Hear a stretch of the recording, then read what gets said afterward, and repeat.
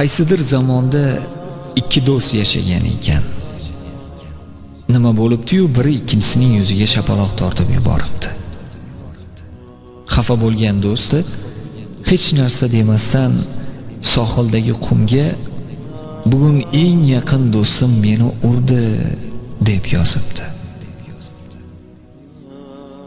Ular qayerdir safarga chiqishibdi. Bir vodiyda ular daryodan suzib o'tishayotgan ekan, suv oqizib ketibdi. Shapaloq urgan yigit do'stini qutqaribdi. Do'st o'ziga kelib, toshga "Bugun mening eng yaqin do'stim meni jonimni saqlab qoldi" deb yozibdi. Shapaloq urgan va keyinchalik qutqargan do'sti unga